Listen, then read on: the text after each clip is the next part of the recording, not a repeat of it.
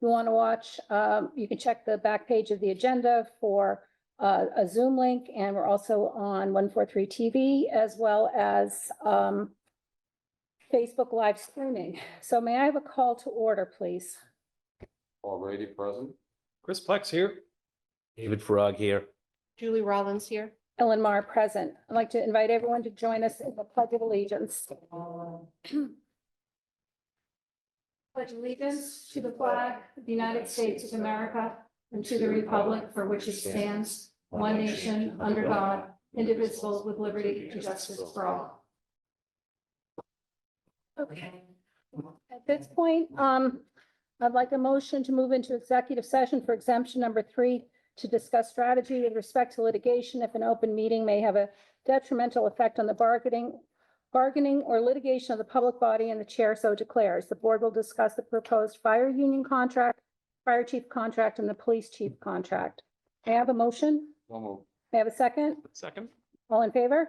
Aye. Thank you. We will return in 30 minutes. Fire chief contract and the police chief contract, and we voted in executive session. The votes were affirmative, 5-0 on all 3 of them. And so we have a fire union, not a complete contract, but salary and educational incentive and process memo that's been voted and approved. We have an approved fire chief contract and approved police chief contract through FY28 for all 3 entities. So I would like to thank everyone who participated: Chief Quigley, Chief Dockray, Assistant Town Manager Michelle Leary, Chris Senior, Megan James, Paul Grady sat at the table for the fire union negotiations and was instrumental. So thank you to everybody who participated, and we're lucky and blessed to have everyone back on board for 3 more years. So next up is the Cohasset Police Dana Award recognition. So Chief, you want to come up? Good evening, Board. These are 2 of the officers. There was 3 altogether. Sergeant, you want to jump over here? so you can- I'm sick of seeing you. Yes, seeing you on TV, yeah. See yourself. Unless you're supposed to be incognito. No. No, it's okay.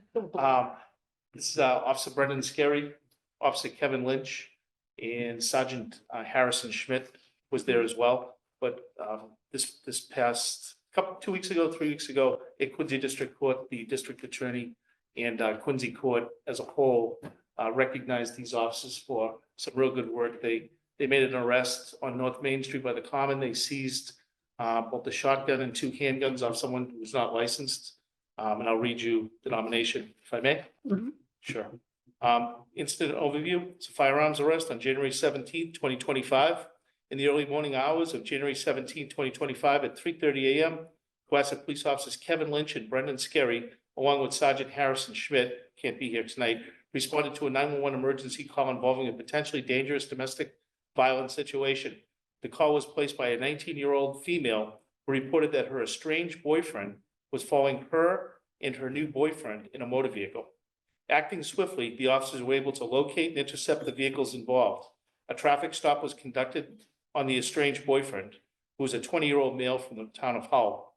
During that stop and subsequent investigation, officers discovered the suspect was in possession of a loaded handgun and 12-gauge shotgun.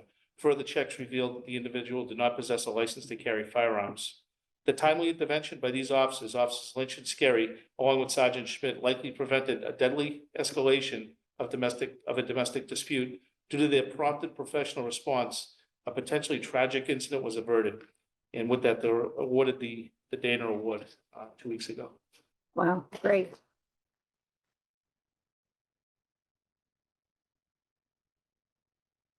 Anything, any comments from the board? Mr. Grady? I just think you guys are fantastic. And, you see some of that and it brings it home how close it is. And thank you so much. And I'm sure that family is thanking you from the bottom of their heart. And that little girl. Mr. Plex? I just want to say thank you. It's terrifying that this happened in our town, but thanks to you, they're off the street, and we really appreciate that you took care of it, and that we don't have to worry about that anymore. Thank you. Mr. Farag? Again, thank you. And it just goes to show how important the police department is in this town and the job they do and the types of crimes that they're dealing with.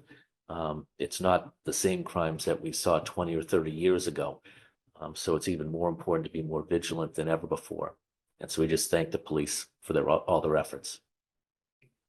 Ms. Rollins? I obviously want to echo what everyone else has said, but thank you so much for your service, and we really appreciate all of the police officers in town and all the hard work that you do every day, and the fact that you put yourselves out there every day. We really appreciate. So thank you. Thank you Thank very you. much. Yeah, I just want to say one thing. So Chief Quigley sent us the memo when you guys were nominated. And I think I responded back to you, said, can you have him come in? Because we don't thank you guys, the fire department, enough. I mean, we see you driving around town, we see you pulling people over, we see, you, but we don't thank you for all, but it's okay. It's all right, they're doing their job. I slow down. Yeah, give you a wave. Yeah. No, but we don't get an opportunity to thank you. And this award kind of said, well, here's a great time to bring you in to thank you and the entire force. And I'm sure under Chief Quigley's tutelage, there'll be more of these in the future of, you know, fast acting, smart policing in our town to keep everybody safe. So we thank you. We're blessed with a great group of officers, men and women, with them. Yeah, And great chief. and a great chief. Thank you. Thank you for waiting. Thank you.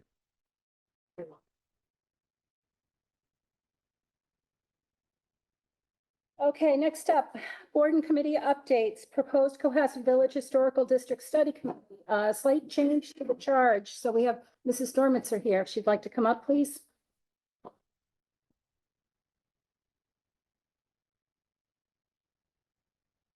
Hi. Hello. So everybody, we got your language, and we have a copy of the original language and what you're proposing. Oh, actually, we'll do this another time. Thank you.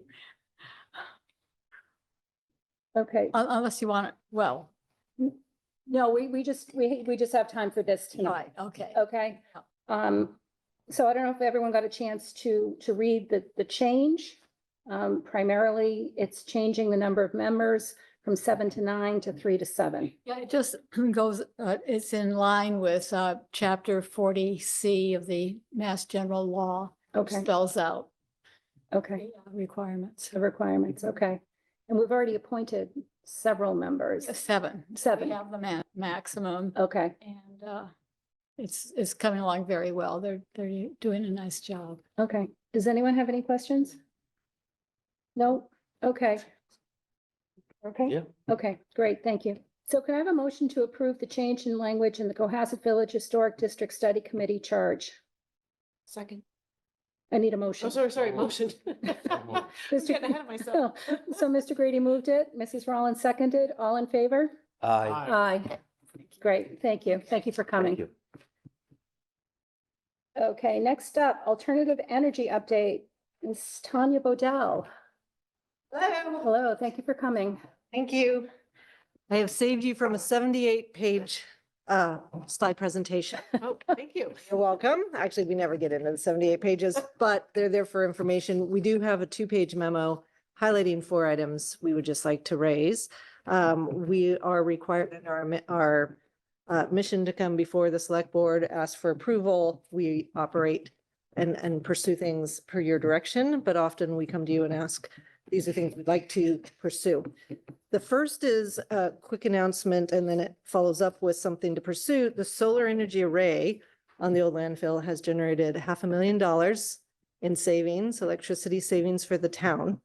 And we still have 13 years on that contract. It has been fantastic. Mr. Farag was there. Thank you for coming. We had a celebration. We raised this because we have been eyeing for 12 years the school roofs as the largest buildings we have in a perfect place to put on the solar panels. The problem was the age. And now they're up for renewal and replacement. So we are working with the schools to consider whether or not we can put solar panels on those roofs and what would need to be done as part of that process. We also have a specialist in buildings who has been working with the police fire department on identifying potential alternative energy savings on the new building as well. So we are very active in that. The landfill only produces 10% of the electricity that's consumed by the town. So we have a lot of opportunity to move forward. Of course, with what's happening in the federal government, some of the incentives may be put on pause. So we want to make sure we can take advantage of those incentives as quickly as possible. And the final decision on what's going to happen with that is going to have to play itself out. But most certainly the state continues to pursue a net zero goal, and we want to try to continue to pursue the savings that going green provides to both the environment and to the town. The second is the Green Communities grants. We have received more than $1 million in green community grants. Most of that goes to the schools. And again, the big building usage. The next grant that we're pursuing is tied to town hall and looking at efficient heating, cooling systems. Once we hit that $1 million mark, we move from being able to apply for $200,000 grants to $100,000 grants. Doesn't mean the money dries up. It just means it gets ratcheted down. So we are going to continue to pursue that. The town has been amazing at identifying potential projects. Michelle Leary, Julie Gillis, Chris Senior has been fantastic in pushing those through. So we've been very successful on that. I raise that because we'll move to this in a moment. The Climate Leaders Program is a program that's been put forward as sort of the next version of Green Communities. So as our potential grants from Green Communities ratchets down, if we're able to pursue climate leader status, we would have access to a new pool of money for investments that save the town money. Most of that $1 million is not just $1 million in grants, it's ongoing savings associated with the lower electricity and energy consumption. So we do want to, we recommended, I think, last year, April, if not before, that we recommend as a committee that we pursue climate leaders status.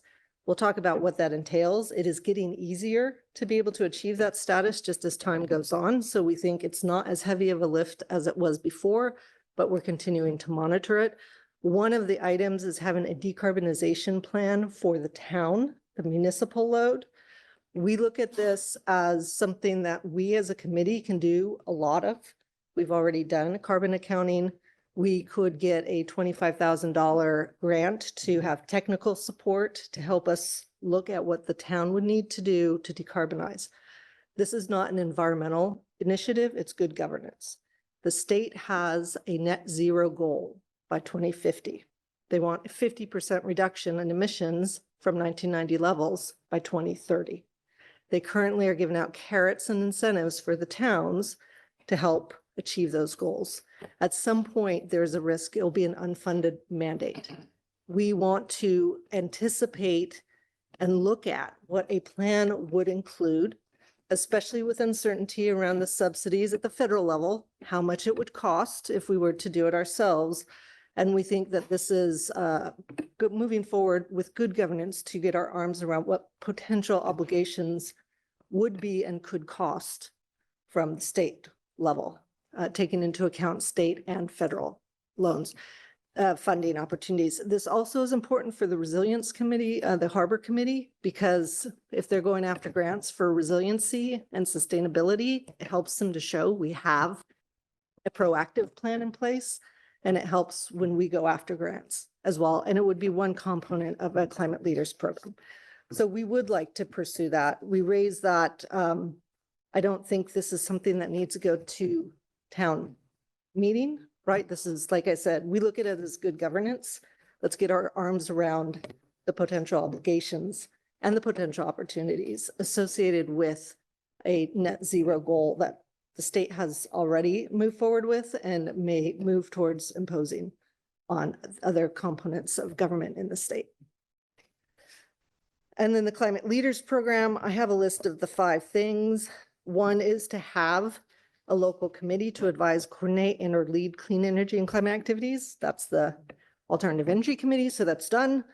The Municipal Decarbonization Commitment, We have done a survey that shows there's a lot of support in the town for that. I think we should think about maybe going to the town after we've done this municipal decarbonization roadmap to see if there is appetite for officially approving, so that way that it's an informed vote, not just a policy vote. And the zero electric vehicle first policy, we have, it doesn't mean you have to do electric vehicles. It means that anytime it's not commercially feasible, you can avoid that. So there are some outs, and we've already identified where electric vehicles work in the town, where it right now does not work so well. And so I think that, again, less of a lift and specialized stretch code, as time marches on, the actual stretch code we're subject to is starting to converge into the the optional stretch code. So that gets to the point where it's sort of an administrative vote. And we're close to that point. We're not there yet, but we're close to that point. So those are the key things that we want to pursue, want to continue pursuing. There are some other things that are happening behind the scenes, but those were the key highlights that I just wanted to raise and see if you had any questions. Thank you. Thank you for the very concise presentation. Mr. Grady, comments? No, I think you spelled it out beautifully. Thank you. Welcome. Mr. Plex? Oh, looking forward to the decarbonization roadmap. I think that's a great thing to look into. The stumbling block is always cost, but you don't know what the cost is until you build out the roadmap. So Correct. Mr. Farag? I think it's something that needs to be unwound at to see where it can go and what the costs are associated with it. And then sort of whatever the sticking points are. Because I know when you get to the stretch code, you get to the building code, there's deals with, gas stoves, things of that nature that the public might be interested in. But other than that, I think most of the things are generally acceptable. So, but I just think we just need to get down to the details and what it's going to cost and how to do it. I think it sounded great. The only thing I had a question about was, what is a stretch code? Could you explain that to me? Yes, so the stretch code is basically a set of rules related to buildings or renovations. Okay. And so there's already rules. If you do a renovation that's more than X% of your existing square footage, you have to abide by a stricter set of requirements, has to be solar ready, has to be set up to either have or be able to have heat pumps, for example. So at a certain level of insulation. So there's codes related to the buildings on the residential and the commercial level. And it's been ratcheting to a stricter and stricter standard, in part because of technology has improved. But what happened when we became a green community is we waited until, and this wasn't me, it was the prior, one of the prior chairs of the Alternative Energy Committee. We waited until there was such a close convergence between sort of the stretch code versus what the actual code was on the books. It was like not a big lift. So we're sort of getting to that point soon. So we're monitoring it. But the difference between what we're already subject to versus the stretch code is becoming less and less of a divergence. Okay, very good. Okay. Is it safe to assume, you mentioned earlier you worked with Michelle, you're aware that we have funding to do some repairs at 41 Highland Avenue, and which includes the heating and cooling system. Yes. So you guys are working together for, So there's a member of the Alternative Energy Committee that has been assigned to work with the building committee to make sure that we're. oh, okay. Okay, great. Yeah, but let me also say that it's not just like Tom Daly, it's like asking for a priest and getting the Pope. He used to be in charge of buildings for the universities in Boston, so he's very skilled and very knowledgeable. So we're thrilled that he can be our liaison to these initiatives. And as you know, the Osgood roof will be replaced beginning summer of 26. And if I'm recalling correctly, it was deemed not quite large enough to be worthy of the investment to put panels on it in terms of what it would generate. Is that still the case? I don't think so. I think most certainly it can support probably 0.5 megawatt, which is the size of the old landfill. Okay. And the technology and the efficiency has improved Okay. since we first started. So I think it is definitely worth going to town and asking for permission to lease the school roofs again. I think the old permission has timed out. Yeah, And then I did ask some of our industry contacts when they thought we should go out to bid, and they thought in the fall that we should say this roof is happening, and then that way the developer could work with the engineers and the roof contractors. And of course, we need to have the schools buy into this as well. right. So are we talking to the schools, or is Nick, you know, because the MSBA is a pretty specific process. Are they included in the conversation of potentially having solar panels on Osgood? Not that it's been brought up as of late, it's been a conversation that's been happening. Okay, Yeah, so the point of tonight is to kind of refresh the conversation and potentially Okay. keep this up now for a fall. To have the reapproval of these. oh, okay.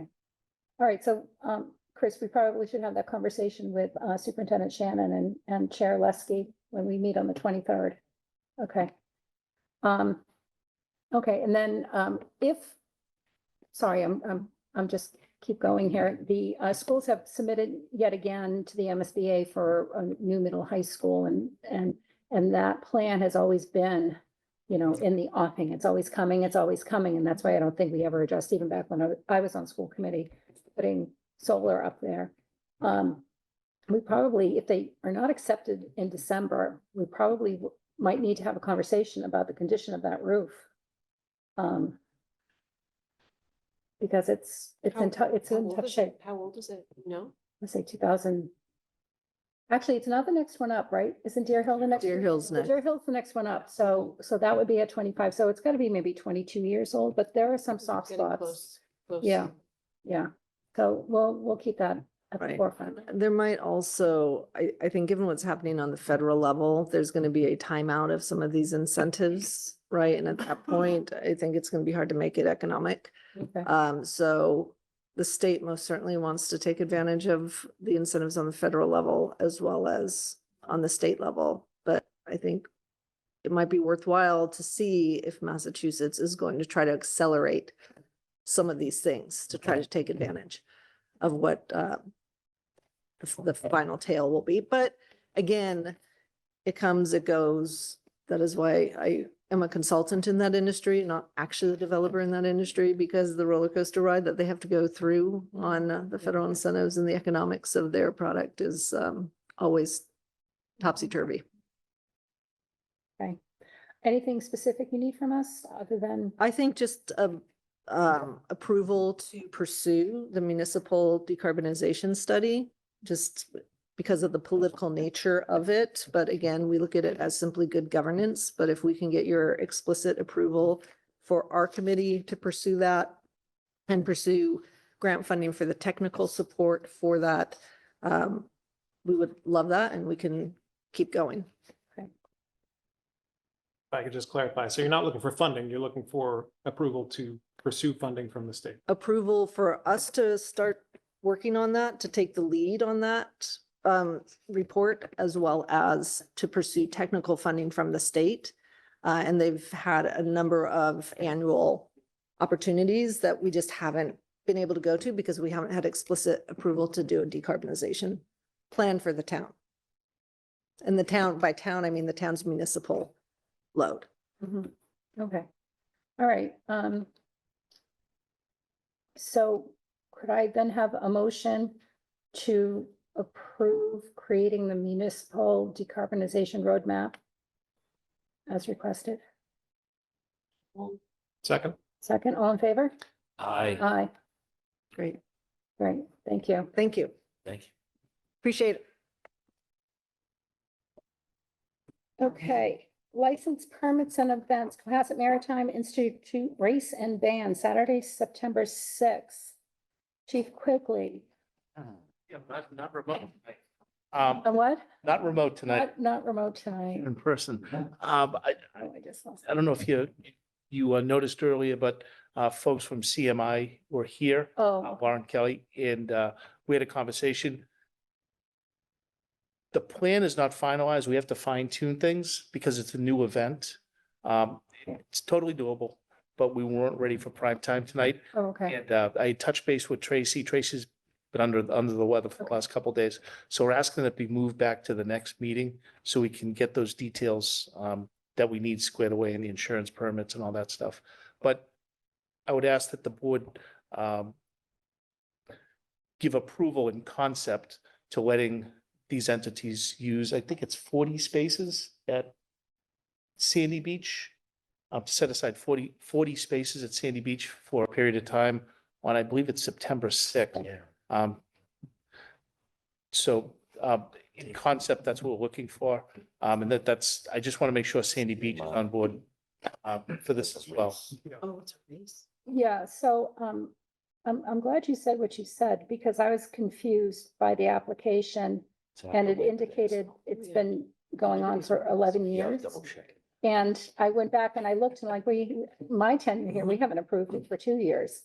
Because it seemed new.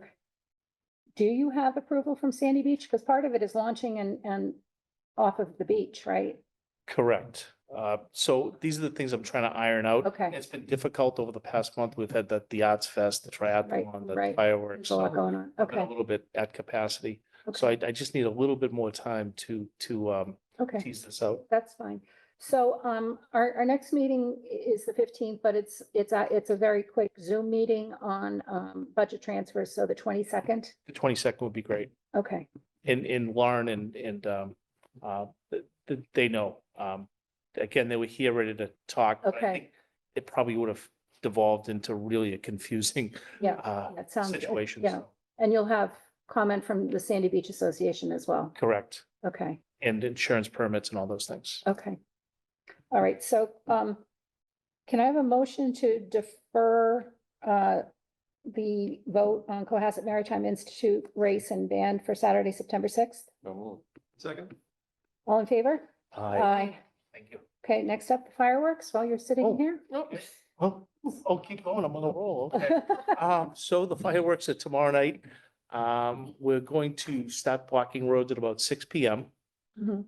The fireworks are slated to go off around shortly after 9. It's always, it's Right. up, Okay. it's always up to the fireworks company. They're coming in on a barge and Chief Doc Ray has inspected or they will inspect the barge. Are you gonna be on the barge? You gonna be on the barge? That's the worst pusher. So we have a good plan in place and thank you to Lieutenant Mike Lopes. He's Mhm. worked very hard on this and other members of the team. We've added a bus stop this year to the Beechwood section of town. So there'll be a bus pickup at the Beechwood Ballpark, the new playgrounds. Mhm.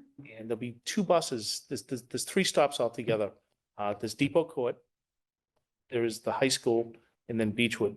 Each stop will have 2 buses dedicated, and the buses will run between Sandy Beach and those stops, nonstop between 6 p.m. and about 8:45.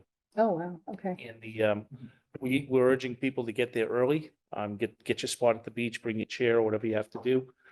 And each bus will be escorted by 2 motorcycle officers. So we can sort of expedite the way in and away. And as you know, some of the board may know, we're part of what's called MetroEC. So we're part of a consortium of 48 or 49 police departments now. So we're a member department and we've asked for those resources. So we don't have to pay for those motorcycles. We have, more than a dozen motorcycles coming in to help from all over the South Shore. So departments, cover that cost for us. Like we would go help them. So it's truly a mutual aid situation. So it's going to be a force multiplier that won't cost us anything. And it'll be sort of a nice thing to have those buses escorted. Sort of adds to the experience. Oh, the kids will love it. Yeah, exactly. Tomorrow, Sandy Beach, we have barricades and basically chutes Mhm. that have been ordered that show people, so we can direct people to each bus so they get back to the proper Oh, so they're not, drop-off area. We don't want someone, trying to go to Beechwood and end up at the high school. So it's all going to be clearly marked. We have, all the routes are on the screen here. And there's a ton of information Kevin has been able to help with to put on the town website. And one of the main things I want to stress is handicap parking. We'll have a limited number of handicap spots, probably 25 spots, so it's gonna be first come, first served. And you're gonna need a valid beach sticker, town sticker, and a valid handicap placard. And we'll, make accommodations to get you in the beach and situated. The one caveat to that is, once you're in there and the fireworks are over, you can't just drive out, because we Yeah, have right. literally more than 1,000 people exiting the beach, and we just don't want to mingle vehicles with pedestrians. So you may have to wait about 15 or 20 minutes till we clear some of those people. Price you pay for a good seat. I'm sorry? Price you pay for a good. Exactly. Good parking spot, You yeah. can watch the show as people scramble out of there. And if anybody has a golf cart, if you want to bring your golf cart down to the beach, we encourage that. We'll let you in with the golf cart. Because that's just, Bicycles? our bicycles are encouraged as well. Okay, okay, The one thing I'll say about the golf cart, it has to be street yeah, legal. Yeah, yeah. With an LS plate, low speed plate. okay. Okay, any comments or questions from anybody? No, thank you. Chief. No, thank you. I would just say, I'm glad to hear that there's gonna be the motorcycle escort. I have received feedback that at the pickups, like at Depot or particularly at the high school, we get a lot of out of towners that come in and they don't particularly like to wait in line politely the way they're supposed to. And, so if the police could kind of make sure that it's orderly, We've learned that over the past couple of years, so Yeah. that's why we actually have 2 officers assigned to each bus. yeah. And the bus drivers have radios. Hmm. The officers at the bus stops obviously have radios, so we have plenty of help because we did run into some problems the last couple of years. And we're being addressed and we'll mitigate that this year for sure. Well, I think it's become a premier South Shore event. And I'd like to encourage everyone who's going, please bring your trash with you. Don't leave it on the beach. Don't leave it in the parking lot. Don't leave it beside a trash can that's already full. Just bring it home. You brought it down, bring it home. It's no big deal. And I hope to see everybody there. Should be a good time. Yeah. Thank you. Good time was had by all, right? Yes. Thank you. Is that it for me? I can't remember. Yeah, unless you want to stay for the calendar vote. Oh, yeah. Take care. Thank you. Okay, next up, Chris, Mr. Senior sent out the FY '26 calendar. So we know where we are on Tuesdays until June of 2026. Does anyone have any comments or questions on it? Ellen, you mentioned July, there's one on the 15th and then one again on the 22nd, is that right? Yes. Okay. Yep, so July 15th is just a Zoom meeting. It shouldn't be more than half an hour. We have to approve budget transfers to close out FY '25, and we have to do it with advisory. And so they meet on Zoom. Just felt it would be easier for everyone if we just did it on Zoom. That'll be the only topic on the agenda, and we'll get it through. And then regular meeting on the 22nd. No other comments or questions? No. So can I have a motion to approve the proposed FY '26 Cohasset Select Board meeting schedule? So moved. May I have a second? Second. All in favor? Aye. Aye. Thank you. Next up, updates to employee handbook discussion. Oh, gosh, and we're back on time. Thank you.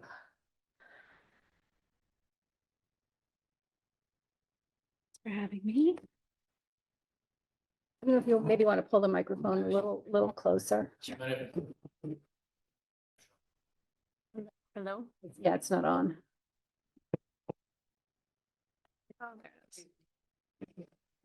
Hello? Yeah, Okay, that's great. Thank you. Thank you for having me come discuss our new employee guidebook or updated employee guidebook. Kevin, I might just do this when I'm ready. Okay, cool. So I'm going to update you about our guidebook, talk a little bit about our salary wage charts and how we got to some of our decisions on what we're going to present. And I'm also going to take the chance to talk to you a little bit, just briefly about some accomplishments that HR did this year, and then also some of our goals for next year as well. Great. So I wanted to outline our process and how we got to our new guidebook. So first we did a needs assessment. looking at some of the things, some of the policies that we had that are, Massachusetts state law that we need to have. There's also some nice to have policies that are important as well. The nice to have policies need to be in place so that we can deliver consistent responses to folks who are looking for answers about employment questions or, things that might arise and what their options might be. So we started to look at some of those types of policies along with working with Maya. Developing the guidebook, we looked for legal guidance and also best practices from Maya, who's our insurance company. And we also looked for feedback from our appropriate department heads. Linda Cole and Ron Menard were a huge help in some of our benefits department and also in our expectations for how employees manage our technology. And then we took a look at a wage analysis. So we looked at all of our positions compared to some benchmarks. Oops, it blended a little bit there. Sorry, we missed a few words. But we looked at the towns of Duxbury and Norwell and some other resources. So both Duxbury and Norwell recently have done hired consultants to come in and do an entire wage analysis of their town. And so we were included in that, and their lawyers reached out to us for some of the information and data that we had.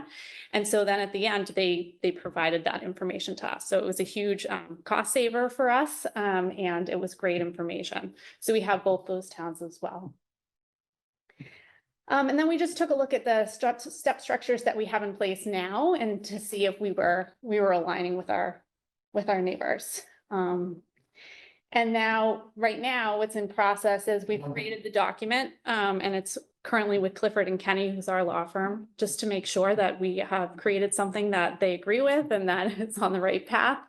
And any feedback that they might have, we will put into the guidebook as well. Okay. So I just wanted to go through the difference between legally required employment policies and then the kind of the nice to have is what I like to call them, but good to have. So we have anti-harassment, discrimination, retaliation, FMLA policy, parental leave, ADA policy, CORI policy, drug-free workplace, domestic violence leave policy, military policy, pay equity, fair labor, and pregnant workers. So we've always had these policies, but they do tend to change as laws change. And so we need to have them updated. So they were updated last year, but again, we're running them through our law firm to have them updated again for this year. It's kind of a forever changing employment policies. And then best practice, workplace violence, DEI, anti-bullying, code of conduct, which is incredibly important. To set expectations.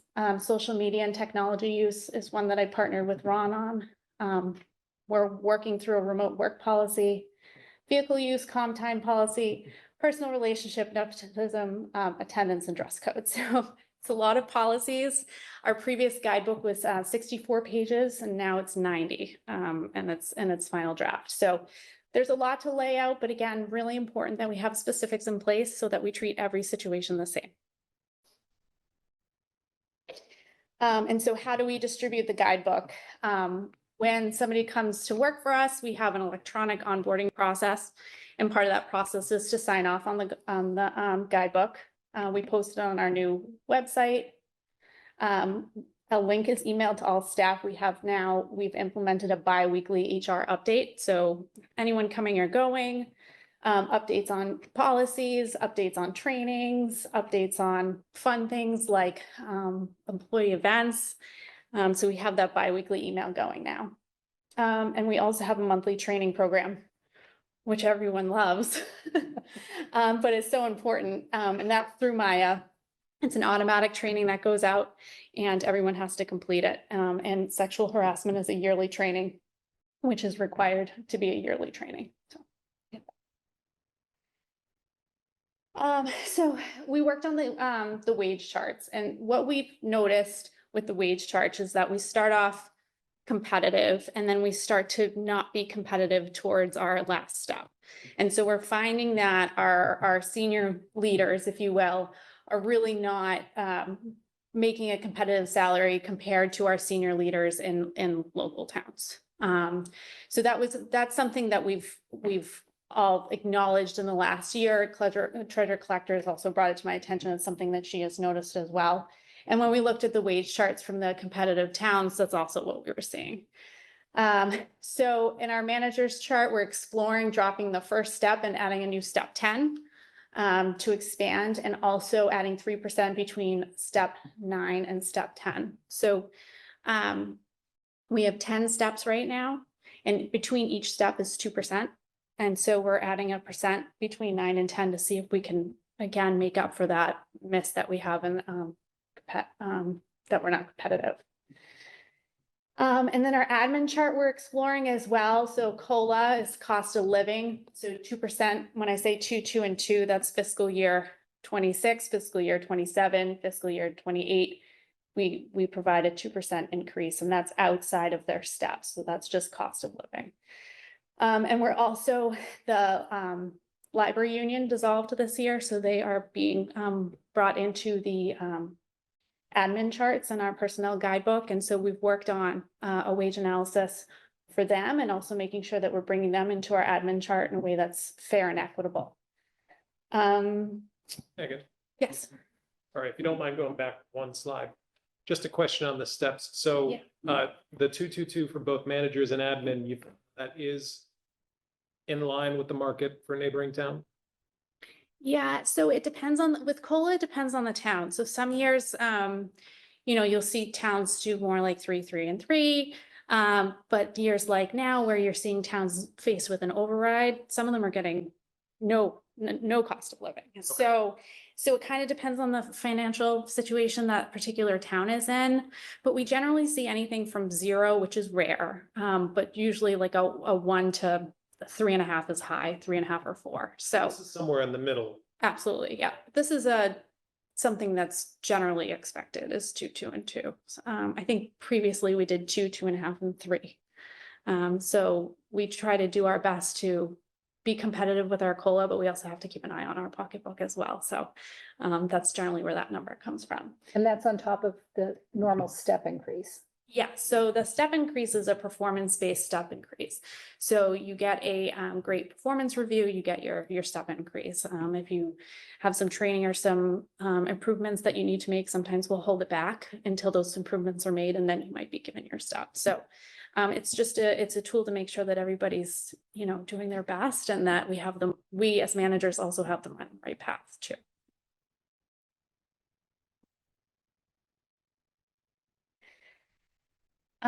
So now for some bragging, our FY25 accomplishments. So we streamlined our hiring and onboarding software. So previously these two processes operated separately. And now once you apply with us, it's the same software as you go through onboarding. So all the information just gets pulled through. So there's no kind of repetition of having to do data entry amongst our staff. We were awarded a grant to update the town hall staff room. So we just a little furniture and some cabinets, and just freshen the place up a little bit for our team. We hosted our first Battle of the Boards community service cornhole tournament, which went very well. It was a nice way for some of our community services boards to meet each other and just have a little bit of fun, a little competition.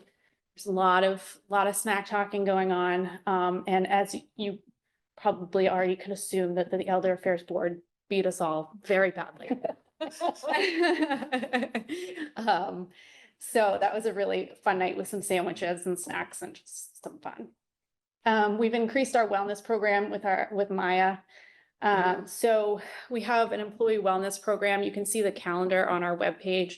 We have yoga after work. We have stretch and balance after work that people can join in, including our teachers. We have, there's like Zoom cooking classes that people can participate in. We had a really fun step challenge where we all had a little competition between departments on who gets the most steps every day. So there was a lot of snack talking with that too. I'm finding that that's effective. People competing is a great way to get people to bond. So that's been really fun. We did a management and middle management leadership program with Patrick Gabera earlier in the year. We've implemented the monthly training that everybody loves so much. And we're working with IT to create Laserfiche forms to continue to streamline some of our processes and also open up communication with our staff. Yes, Sorry, I keep asking questions. no, please do. What's a laser form? Yeah, so Laserfiche is our document management software. And the way it works is when you put in a form through Laserfiche, it actually automatically files that form for us. So Michelle Larry puts in a form for some type of personnel request. That form will automatically come to me for a sign off and then maybe go to Chris for a sign off, depending on what that specific form is, the process would be for it. And then at the end, once it's all signed off, it goes right into Michelle's personnel file. And so all of our documents Ron has set up so that they're automatically filing for us and they're automatically moving down the process sign off line. So we're working on having more of that because the more streamlining and the more process that we have that's automatic, the more we can use our brains for other things. So some of our goals for FY26, we want to implement a new performance management system. So right now it's, you know, a form that is typed up and sent along through email. And I'd really love to have a software that culminates somebody's performance, their goals, and kind of all the things that make them a wonderful employee with us in one spot that we can access, that they can access, so that we can enhance the feedback that we have going on in town, and also help us with some thoughtful succession planning. So we can spend more time looking at the needs of an individual and see where they might be going in our department or in our town and what might be next for them in maybe a leadership role and how do we get them there. So this software will help us track all of those things. And I think it'll improve culture as well. We're finding, you know, different generations have different needs, but what I'm finding is our generation just coming into the workforce really thrive on feedback. And so creating a tool that they can access, that we can provide more feedback and have it be more accessible, I think would be really great. We're going to create an HR strategic plan, and we want to improve our access to information. So get some more forms up for our employees on our website, including accident forms, incident forms, things like that, that they might need, just so that it's a click of a button and they can get to it. And then we need to continue to review and post job descriptions. We're most of the way through. As we post our job descriptions, we really want to make sure that they're formatted all the same way. They're covering the same type of details. They have our the equity statement, things like that. And so we're getting there. And once we are, we can get them up on the website.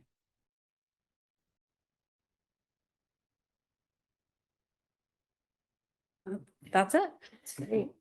Can I answer any questions? No? Okay. Take a compliment. I think you're doing an outstanding job. Thank you. You really are. You changed the whole dynamic of our HR department. The attitude is great. Thank you so much. Thank you. Thanks. I'll keep it short, but I think it looks great. Looking at the wages of the other towns and taking the studies that they did. That was one of the things that I had brought up in the fall. And so to see that, that's great to bring them in line, and also the consistency and stability of making sure the wages are not only there for the employees, but also that they're within the budget, very important. And looking to the future of it, I would say that when you're looking at the current people who are working here, you might end up having to survey them in the future regarding their current job descriptions, because they might be doing different things than what they were hired for. So if you have someone who's more administrative, they could be sitting on some meetings and talking policy with the board, which was not in their job description. So, but that's something for the future. You might want to wait till town hall's done and everyone's set in their new, new place, so to speak. But that would be the only thing for the future. But otherwise, everything else is covered there. Absolutely. That's a great idea. We also review job descriptions if we're posting a new job too. That's like a great time to start fresh and say, okay, what is this position actually doing? So we've been doing that too. Thank you. Thanks. Julie? No comments from No. you. Thank you. Thank you, Megan. David just mentioned town hall, when when we get to the point where the building 41 Highland has to be vacated for the construction work, there's going to be some people who have some angst about it and about change. And your office will be very important to help guide those people through, whether it's remote work, if it's a new location, do they bring their pictures of their kids or not? Do they leave them on their, I mean, those are the kinds of things that happen when people are displaced, and then knowing that they're going to have a spot when it's over, I think is also important, that the end of that process, they're not still wondering, well, where am I going to be sitting at some point in time?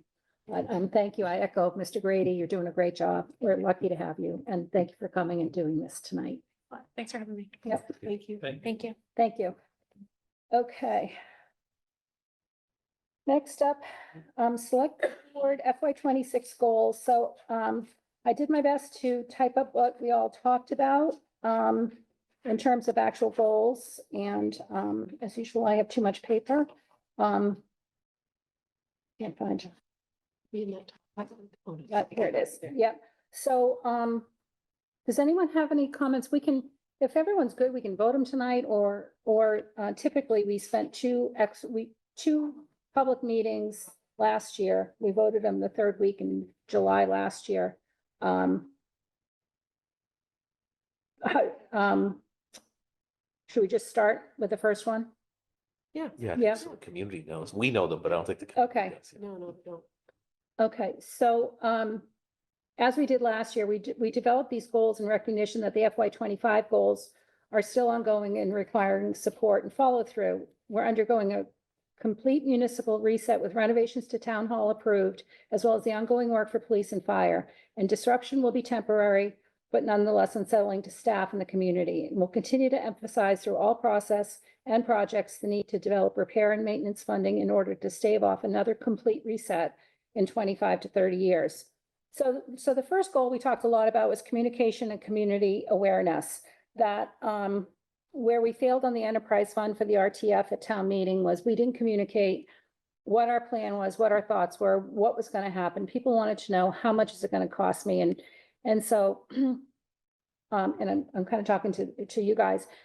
I put this first because it kind of it flows through to all the other goals, that for all projects and initiatives, we need to have a communication strategy to inform the community using every media, newsletter, social media, other multimedia forms like videos to highlight the projects and happenings. And communications must be precise, informative, and repetitive. I think sometimes a one hit on a communication doesn't really work all the time, because somebody might miss it, somebody might be away, they might go to their spam email or whatever. We need to be repetitive in that. Everyone okay with that one? Yeah. Any changes, any wordsmithing anyone wants to do? No? Okay. Next up, Highland Ave. This was an FY 25 goal. So we do have the working group. That was our goal. We're continuing to meet. I think our next meeting is on July 9th. To review timelines, projects, and budgets. We've committed as a group to keep this on budget. A major action we have to take is to negotiate the lease with the nonprofit cultural center. Review all open space opportunities for municipal services and develop workaround plans while 41 Highland Ave is under construction, and keep the community informed as to progress, hours of operation, and location of front-facing services during this time. Comments? Encapsulates them. Okay. 135 King Street, 62 Elm Street. So we're at the point where we're going to be reviewing bids pretty soon for 135 King Street. Again, a media campaign to inform the community of project scope, cost, and timeline. We're going to have to strategize how the repairs to 62 Elm Street, how we position that, how they get funded. And then again, incorporating short and long-term maintenance plans into the project. I think, Chris, right now for 135 King, the rent money from the tenants is kind of going into a reserve fund, right? Which will only last for so long for maintenance. So we're gonna have to figure out how we keep money for maintenance on these buildings, which again is number 4, a complete repeat from last year. Again, focusing our funding and everything we do on maintaining our buildings and repairs, and supporting the facilities department with the capital plan. Boards and committees, this is kind of a new one. Last year, the goal was to solicit people to join boards and committees. This year, we had a lengthy conversation about this, to really review all of the boards and committees that we have. There's about 30 of them, what their charges are, what their composition is, how many people they have, do they have to come from certain walks of life, and get them updated. Continue to promote opportunities to the community to serve, and then provide resources to board and committee chairs and vice chairs, best practices for agenda setting, running meetings. We've had a couple of situations where boards and committees, a few boards didn't really know what their purview was in terms of what they could or couldn't do in a meeting, or regarding membership. So I think it might be a good time to have workshops. And I think getting all committee members there would be tough, but maybe just the chairs and the vice chairs. And then they can lay it out. So this is multi-year.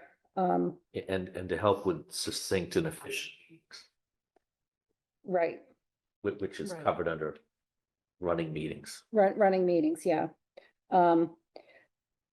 We had talked about inviting chairs to come to our meeting Mhm, to meet us and yeah. talk to us about what they're working on right now. Would that be part of the first bullet point, getting to know them and? Mhm. Okay. Yeah.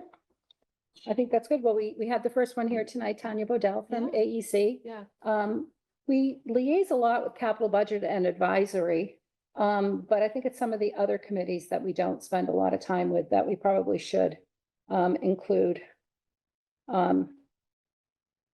Okay, so I will add that. And then perhaps instead of us, independently dictating the charge and the composition, if they come, they can partner in, knowing that these charges for these boards and committees will probably outlive all of us and all of them on the committee, so it has to kind of stand the test of time. Any other comments on that one? Nope. Cohasset RTF, oversee the ongoing reconstruction, reconfiguring of the RTF, review and vote on fees for the RTF and public parking sticker. Sorry.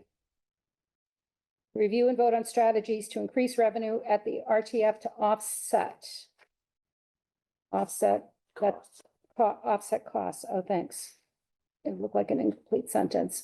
Over communicate changes to the community, including public forums, and develop a foolproof presentation for enterprise fund for special town meeting.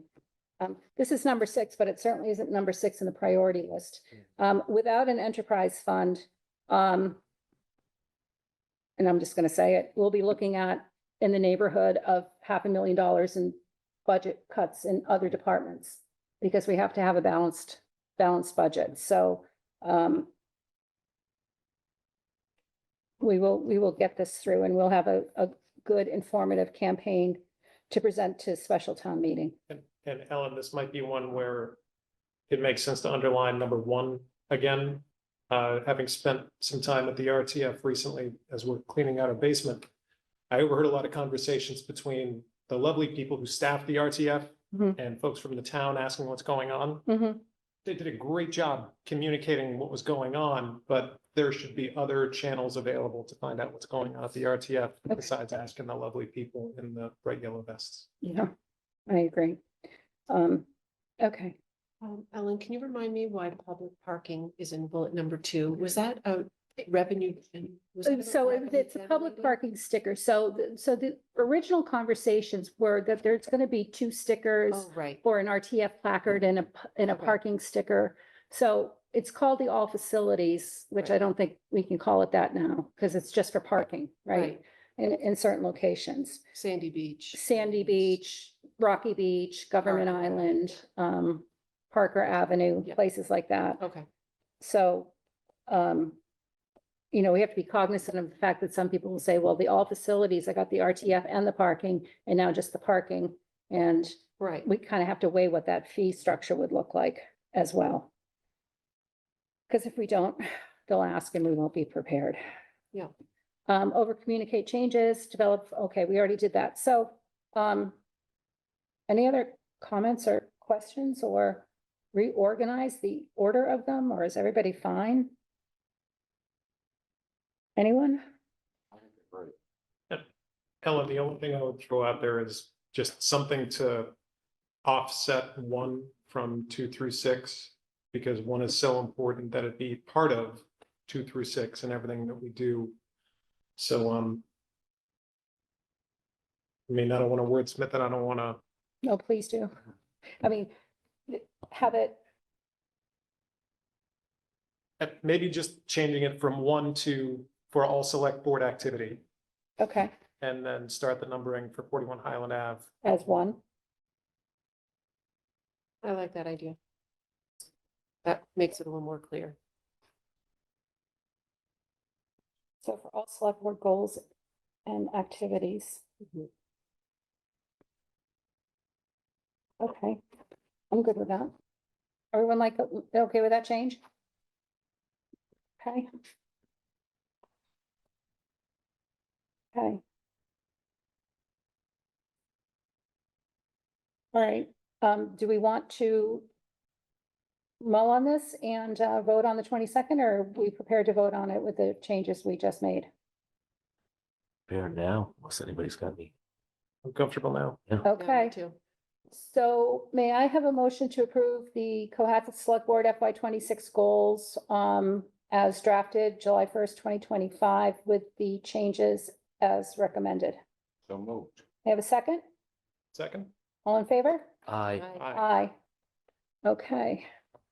I will, Lisa, I'll get a cleaned up version of this and send it to you and Tracy. Okay. Okay. Great. Assign the select board liaisons. So there are 3 that we currently have, within the charge that are liaisons: CPC, Roads and Sidewalks, and the Affordable Housing Steering Committee. Right now, David is on CPC. Paul has been our select board liaison to Roads and Sidewalks and the Affordable Housing Steering Committee. Tackle CPC first. If possible, I'd like to remain on it. Okay. Second? Second, you want to, oh, you're second. I want to be second I'm I'm in line with my supportive. I'm If you also, want to stay on it. Yeah, if you want to, I'm fine. I am I'm good with it totally too. fine with that. Yeah. Okay, Mr. Grady? I'm fine with that too. Okay, so can I have a motion to approve David Farag as our select board liaison to CPC? So moved. Second? Second, all in favor? Aye. Okay. It's his chance to stay second. That's Congratulations. good. Thank Well you. done, well done. Okay, Roads and Sidewalks. Julie, you were on that committee Yeah. and Paul was our liaison, and I don't think we can have 2 liaisons to it. I wanted. How do you want to handle that? I want to see if we can bend the rules on that, because we worked to create that committee. Julie's a charter member, and and we're doing good things. Yeah. I want to kind of tweak that. So we haven't had a meeting since I joined the select board and I'm the vice chair currently of that committee. Does that mean I'm no longer the vice chair of that committee? You rework. No, you're fine. Okay, because I could step Well, down. from that. I look at this committee as something that's moving forward and, really good on. She's been fantastic at its creation. So, The only committee that I'm aware of that you can't be on another committee is advisory by our bylaw. This is the bylaw. This is a committee that you created yourselves. Yeah. So you I can mean, do we have 2 select board members on the town hall working group. working group. so Yeah. We can, Oh, if well, I don't think there's nothing in the charge for this that would prohibit it. If we We'd need to have to- change it, we could, but I don't think there's any prohibition. So, no, I agree. So Julie could stay as a citizen at large, as an appointed citizen, and Paul could stay as a select board representative. I'm fine with that if that's allowed. we're going to. Okay, we're deciding. We're gonna make that the rule. Okay, Okay. all right, so, Can I have a motion to confirm Paul Grady as the select board representative to the Sidewalk Safety and Connectivity Committee? So moved. Can I have a second? Second. All in favor? Aye. Aye. And let's just have a vote to approve, to provide our assent to allow Julie to stay on as a citizen at large on the Sidewalk Safety and Connectivity moved. Committee. Second. All in favor? Aye. Okay. And then last is the Affordable Housing Steering Committee. Paul, you're on it. Do you want to stay on it? I'll stick with it. Okay, does anybody else want it? Nope. Okay, so can I have a motion to approve Paul Grady as our select board liaison to Affordable Housing Steering Committee? So moved. Second, Second. all in favor? Aye. Aye. Okay. Alrighty. Those are the only three I believe that we have. Okay, town manager update. First, Wait. Beach reader. Oh, this is, I know we're finishing fiscal year 25, but this is the actual 24 annual comprehensive financial report. It's also available electronically if you like to have it electronically. We can send you a link to that. I like, This has all kinds of materials, spreadsheets and all. We're working to schedule the lead auditor to come in. I think in the beginning of August is the date. So everything is good. So this is just, that's the hard copy. mhm. Okay, great. Second, on the same note, we're dotting the i's and crossing the t's on a hiring in the accounting world. I will follow up with all of you beforehand and then officially on the 22nd, but we're still dotting the i's and crossing the t's on lining someone up. So I think we're pretty much there, but I won't jinx it until the person signing off. So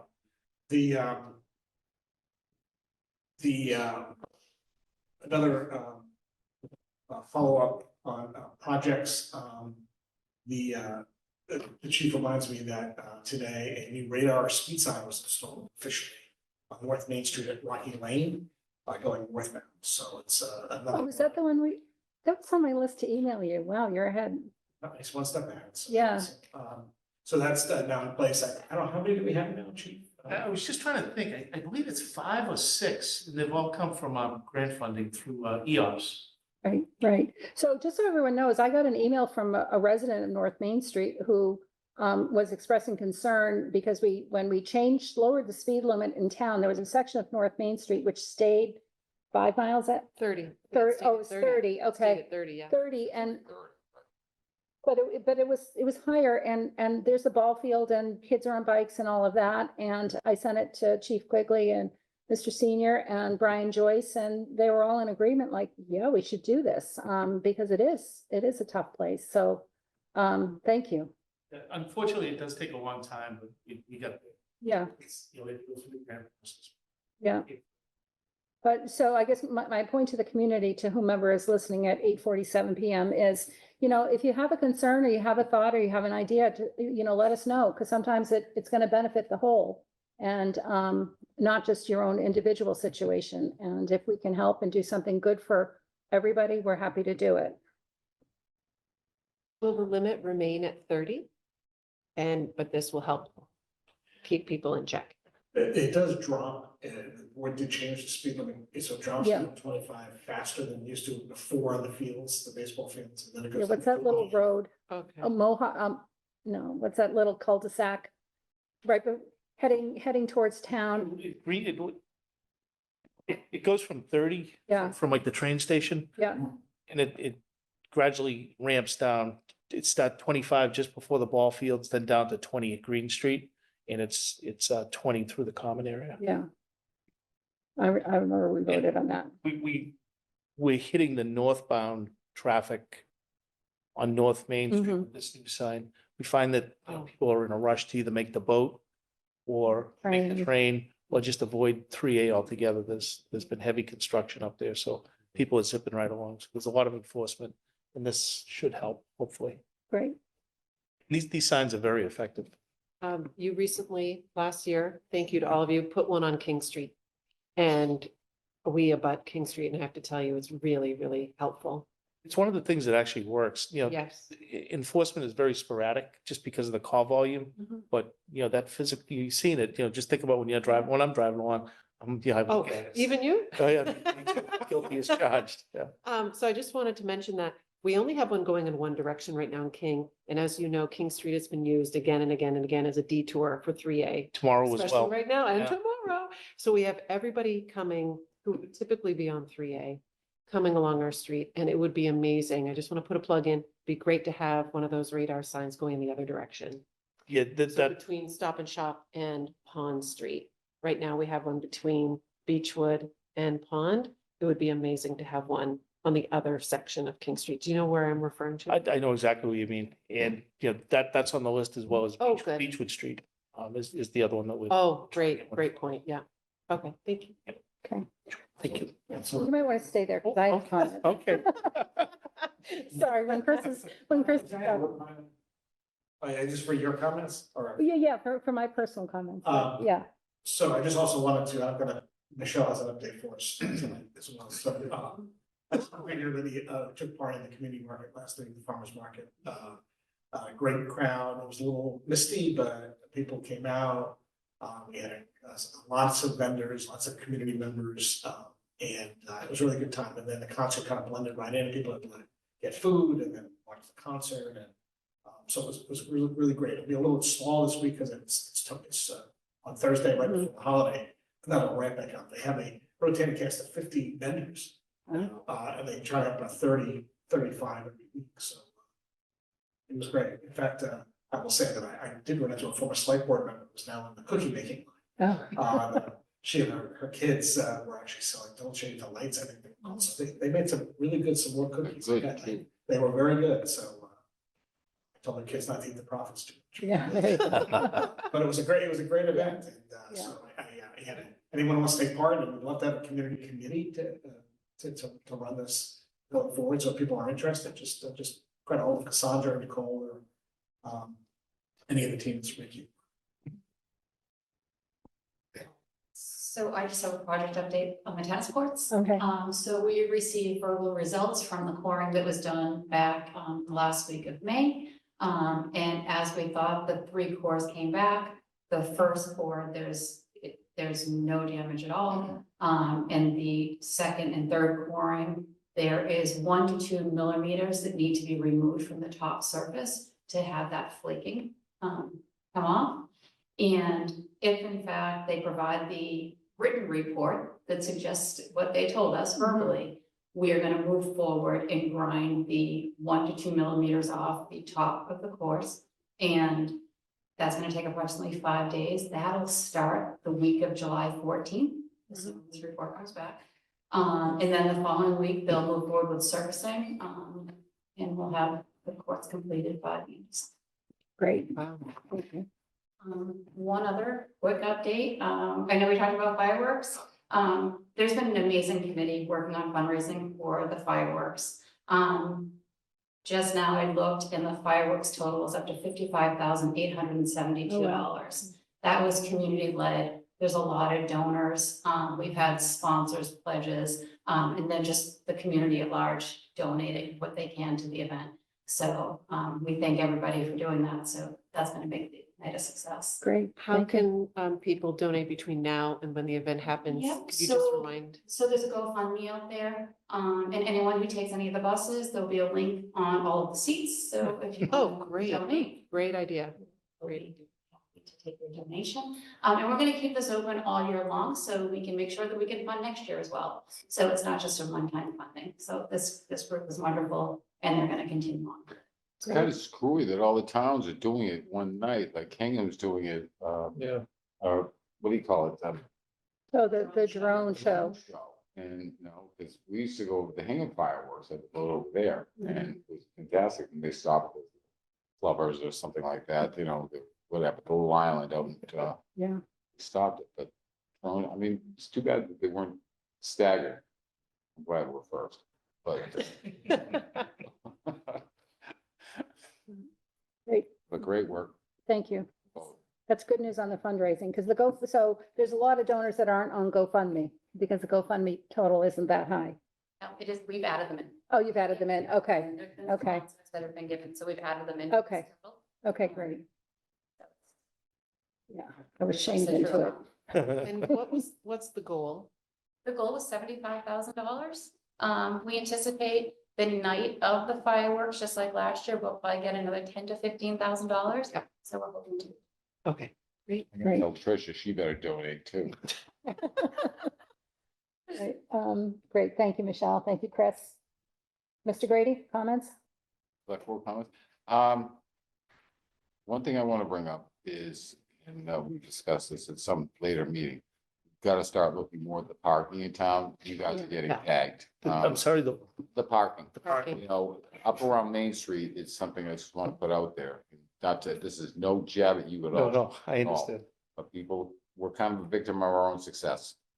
And Yeah. being, got to just maybe buckle down. Is it gonna be some sort of metered at the lots, but a timing thing? People are parking up and down Main Street. I think some of the worst offenders, they're pulling right over on the side of the road. Reason I'm saying this is I'm getting people, friends are bringing up at parties and stuff like that. And I'm really having a problem even walking my dog down the street. Yeah, we're issuing a ton of tickets. I'm gonna run the report for the board, and Right. probably Chris can attest to the people that come in to the selectman's or the town manager's office appealing the tickets. What's really great about the system we're using now, and it's only a year old, is the officer, it's a handheld device, almost like a cell phone, but they can take a picture of the violation. So that sort of cuts out a lot of the nonsense. Yeah. Mhm. You know, it's hard to, dispute if it's there in Right. black and white. Right. No, Chief, I'm sorry to interrupt. What I was curious about is could we look into, because these guys are busy as hell. Is running around, is dropping off tickets is really not, in their line of work. Could we use, some of the vets maybe that the tax incentive who could, that maybe, for lack of a better word, the meter people. So we have those now. Okay. We've hired someone this summer. Great. Santiago is his name, and you'll see him around in our little UTV. So he's been doing the beach at the. Oh, I didn't see him. Yeah, he just started last week, so he could have escaped notice, but he's around and we never look at it as a, we're not trying to issue tickets, we're just trying to change behavior. Mhm. But we've issued a ton, and again, I'll run those reports for the board and get them to you tomorrow. It's really telling on how many violations are issued, especially even like last week with Sandy Beach. We had to close Sandy Beach on, I believe it was Sunday. It was Sunday. It was mob down there. Yeah. It really, and people were not happy, but it becomes a safe, then we had a medical aid at the entrance to the beach. So we're trying to get an ambulance in there, so it becomes a challenge, people make up their own spots and they park in the corners. And the ambulance can't get through, they can get in, but they have to back all the way out, or they can't make that swing. At the end. Yeah, so it's important that people stay within the lines when they're parking. Those lines are there for a reason. Yeah. I know we're looking at repainting some of those lines down there. No, Chief, that wasn't a jab at the police. Oh, no, we didn't take it that way at all. Okay, good. Parking's a mess. It really is. So on the 17th of June, when we had our goals workshop, we just went through our goals, but we also came up with a to-do list as well. And we talked extensively about village parking concerns, opportunities for shuttle service, for reconfiguration of town parking lot, and how we can improve. So we'll probably start tackling that and enlisting you or someone from your staff to say, what can we do here? Is angled parking better in the town parking lot, one-way signs, metered parking, employee parking one place. So it is top of mind because we all get hit with comments from people about parking in the village area. I think there's some real value to what Paul said, and I think what the direction that the chair is talking about is adding a parking kiosk. How has just done that? Yeah. It really, it takes away the heavy lift. The cruises are outfitted. The cruisers can communicate with that parking kiosk. You see them a lot, that they've in Boston, and you just develop zones, 1 or 2 zones within the village. And it's really, it's very easy enforcement solution. And I think it'd be a great solution for the town lot itself. Well, it's like the people coming and dropping off, like you spoke about, Chief, leaving, 4 cars and taking one over the MBTA lot. Correct. Well, that's it. It's just, And there's this, we've had landscapers from parts unknown, leaving equipment and trucks in the Pleasant Street lot, the overflow Yeah. lot. There'll be random work trucks there that, you run the plate and it's from Situate or Marshfield or whatever, and it's just more convenient for the contractor to leave it there. And we don't, we haven't been able to come up with verbiage that's an effective deterrent to a law. Per se. Some signage. Well, Do we have signage there is there? signage, but we have to enact a Right. regulation to enforce that. Right. But Enforce it, Right. I hate to say this, but we're road towing. we can do that, but I mean, we just have, it Yeah, has to be, nuisance. it has to be based in, some type of regulation. So it is top of mind for all of us. We did Mhm. talk about it and we'll probably have like a mini subcommittee work on it. As another meeting, we'll go through our to-do list and tackle that one. The 15-minute zones that the board has allowed have really worked, like in front of Salty Days Mhm. and strangely, it's just something that we never considered, but there's a ton of DoorDash going on in these companies, the DoorDashers are pulling up in front of Salty Days, and they were a lot of the problem. They're parking on Blind Hills, Oh, yeah. just abandoning the car in the lane. Yeah. And just, I'm just going in for a second, I gotta Mm. grab an order for DoorDash. So those little 15-minute cutouts are making a difference, as well as, Salty Days is shuttling employees, from to the restaurants, is servicing all the restaurants, I believe. That was the plan. Mm. So Right. we're doing a lot of little things, but we need to do a little more. Anything else, Mr. Brady? No, I'm good. Thank you Great. so much, Chief. Mr. Plex? Nothing to add tonight. Thank you. Mr. Farag? As you heard earlier with the AEC that came in here, the Alternative Energy Committee, they celebrated the town saving over $500,000 from the solar array at the RTF. And so the town was there, Mhm. town manager, AEC was there. And so it was a great celebration. And I was happy to represent the select board there because I know everybody else wanted to be there as well. And I just think it shows, what happens when you can bring the public and the private together with a great deal, and then also helps the environment out as well, and also helping get renewables into the town as far as with our electricity, with the amount of that the town uses.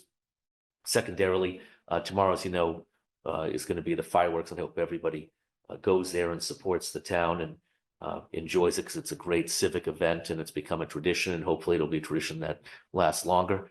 I know Hingham is doing a drone show, drone shows are nice, but I still like fireworks and I like seeing things blow up. So I hope we keep that long in the future.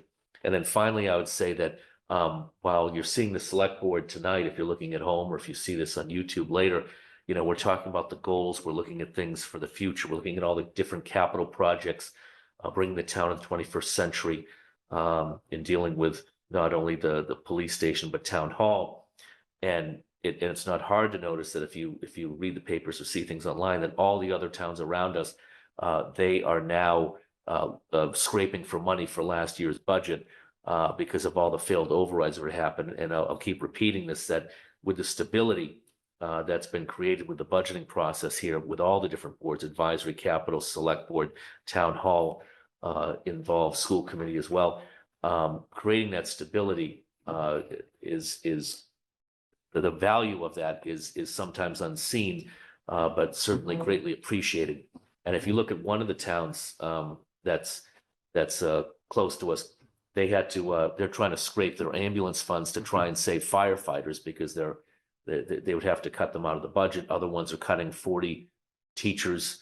Other ones are cutting 20 teachers, which is greatly affecting their education. So I think the road that we've been on for all these years to keep stability into our budget process, to stay within our budget, to have contracts that make sense, it works for everybody. It works for the employees, it works for the citizens, it works for all the boards, and I hope we continue on that track going forward. Because like I said, the opposite of that, you can just look around you to what's happening, and it's quite devastating what you're seeing with all the other towns around us and the services that are being cut. And some of those won't come back for a decade. You cut 40 teachers out of a 200 teacher town. Those positions aren't coming back. That education isn't coming back, and the kids are going to be behind, and they're never going to catch up. So we never want to be in that position. And so hopefully we'll continue with what we've been doing. Thank you. Ms. Rollins? I don't have any other comments. Okay, thank you. I'll keep this brief. I wanted you to stay because I texted Chief Quigley. I was on Sandy Beach on Sunday afternoon, and as the tide was rising, it became quite crowded, and I heard people saying, oh, I just flew right by the kid at the gate. I don't have a sticker. Oh, I don't have one either. Oh, I have an expired sticker. Oh, I don't live in town. I saw multiple cars dropping off on the far end outside. Chief was very responsive. He said, Josh is already there. And I want to give props to the police department. I'm going to say something. You guys can shoot me for it or not. $100 ticket is not a deterrent because they said, we'll just split it up. Another girl said, I just took a picture of my ticket. I'm going to get it fixed. It's not enough of a deterrent for people to not park there. If they have 4 or 5 adults in their car, when they come in, they'll just split it up, $20 a head. I mean, you don't pay that, you pay more going to Nantasket Beach. I think it should, our ticket price for Sandy Beach be very steep, very steep. And you look a little afraid, but I'm thinking $500, okay? Second that. I think $500 and then no one's gonna blow by that 14, 15-year-old kid who is looking in every windshield, okay? And as I understood it, is writing down the plates that don't stop. Is that correct? Well, they don't want, a 14 or a 15-year-old kid Fronting. getting in a confrontation with someone, because these people are really, some of these folks are just hostile. They are. The officers, have a terrible time. The one thing that you need to know is statutorily, Yeah, we're at the upper end of what we can do for fines. Would need to probably check with town council, but as you remember, it was when I started, it was $15, and it went to 25, then 50, and now we're at 100. And people are still violating. they're violating and they don't care. And not that they're watching, but Sandy Beach isn't a public beach. It's a private beach that we are allowed to enjoy as residents of Cohasset from the Sandy Beach Association. And everyone who comes in, who gets dropped off with their 8 kids and their 5 beach chairs and their 4 coolers to go onto the beach, it's not a public beach. And the beach was closed and the police officer was there. The kid had the cones out. And there was an adult from the Sandy Beach Association there also helping when I left. I left at like 2:30. The place was packed. But I wanted to thank you for answering my text on a Sunday afternoon. Because I happen to be down there. I was down there. oh, you were there. I had just left. We were checking out, but I was in contact Monday morning with Catherine O'Callahan. Yeah, And we developed a procedure for closing the beach. We really dusted off an old one and added some new things to it where, if the decision is made to close the beach, we're gonna place a police officer there. If we're available, we'll have an officer stay with that person on the gate just to deter people and explain yeah, people, because people still drive through unless you physically block that gate. You right, tell the kid to buzz off and go right through. right, The poor kid's left, holding the bag. yeah. So there is a written policy now, and I could share that with the board, that Sandy Beach has come up with Monday afternoon after several phone calls back and forth in the morning. Were there a lot of tickets on Sunday? Yeah, there were quite a bit. Yeah, And there's a whole scam going on with, fake stickers and everything Mhm. else. So that's something we're sort of chewing on as well. yeah.